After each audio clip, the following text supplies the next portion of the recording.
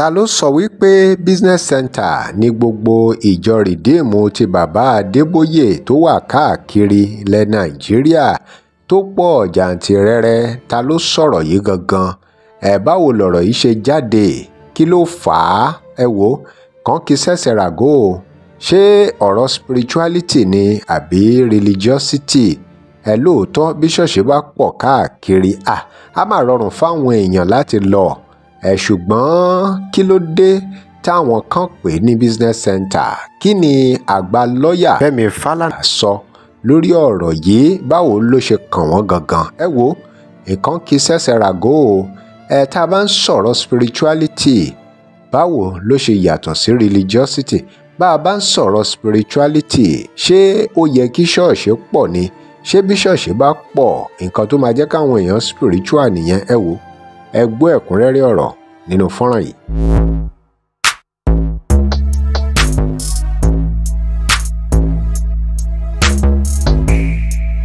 Welcome to CrossBlogX TV. Remember to like, share and follow us. Can solve our own problems.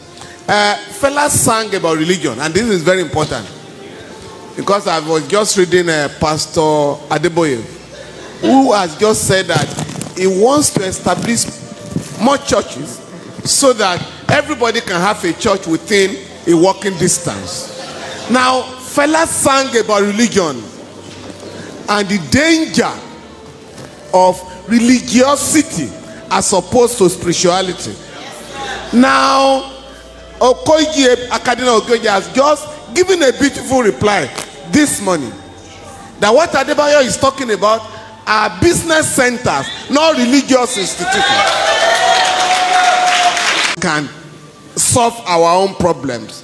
Fela sang about religion, and this is very important because I was just reading Pastor Adeboye, who has just said that he wants to establish more churches so that everybody can have a church within a walking distance. Now, Fela sang about religion and the danger of religiosity as opposed to spirituality. Now, Akadina Okoye has just given a beautiful reply this morning that what Adeboye is talking about are business centers, not religious institutions. Tẹ́ ẹ bá gbọ́ fọ́nrán yìí dáadáa, ẹ rí i pé àgbà lọ́ọ̀yà Femi Falana kọ́ ló sọ̀rọ̀ yìí pé business center ni gbogbo ìjọ tí bàbá Adeboye tí wọ́n ń kọ́ káàkiri àbí tí ìjọ rìdíìmù ní káàkiri. Wọ́n rìfáà sí alàgbà kan tó ń pè ní Cardinal Okoye nínú fọ́nrán yẹn. Ṣùgbọ́n ibi tọ́rọ̀ yẹn ń lọ gangan ni pé ṣé spirituality gangan ló yẹ ká ní ni àbí religiosity? Gẹ́gẹ́ bí wọ́n ṣe mú ọ̀rọ̀ Fẹlá mọ́ nígbà ayé ẹ̀ pé a kàn wà religious ni o, a spiritual rárá o. Àmọ́ ìbéèrè kan wà ní pé ṣé àwọn ṣọ́ọ̀ṣì tó wà káàkiri kọ́ ló máa ran spirituality lọ́wọ́ àbí kí ni ìdí tí ṣọ́ọ̀ṣì ṣe wà? Nítorí pé bí ṣọ́ọ̀ṣì bá wà ó ṣeé ṣe kó ran spirituality lọ́wọ́, pàápàá tí àwọn pásítọ̀ tó wà ńbẹ̀, àwọn tó ń ṣẹ̀sìn níbẹ̀ tí wọ́n bá ń tẹ̀lé òfin Ọlọ́run nínú ìjọ tí wọ́n ti ń sìn. Ṣùgbọ́n ayé ti di bó ṣe dà. Ẹ̀yin èèyàn wa, kí lè ro yín lórí ọ̀rọ̀ yìí? Ṣé ẹ rò wípé bí ṣọ́ọ̀ṣì ṣe pọ̀ jàǹtìrẹrẹ, pàápàá irú ṣọ́ọ̀ṣì àwọn rìdíìmù ti Pastor Adeboye yìí, ṣé ẹ rò pé ó ń jẹ́ kí àwọn èèyàn wà spiritual sí kí wọ́n sì máa hùwà dáadáa?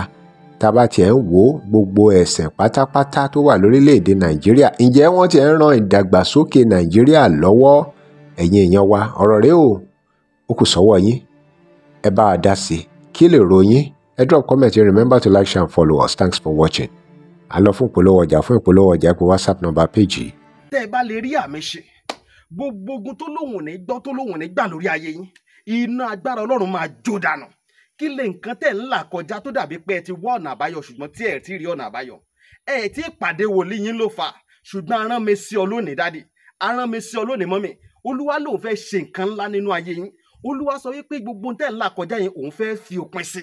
kí nìkan tẹ̀ ń là kọjá lórí ìgbéyàwó ni, lórí ọmọ ni, lórí iṣẹ́ ni, níbi gbogbo ni, bóyá ogun kan ló dàbí pé ogun yẹn le, ẹ ti gbìyànjú kò tí ì sí ọ̀nà àbáyọ. Ẹ jẹ́ àjọ gbàdúrà, ẹ jẹ́ àjọ wá ojú Olúwa, kí làṣírí ogun yẹn gangan, ẹ jẹ́ àjọ wádìí lọ́wọ́ Ọlọ́run ká dẹ̀ mọ ọ̀nà àbáyọ.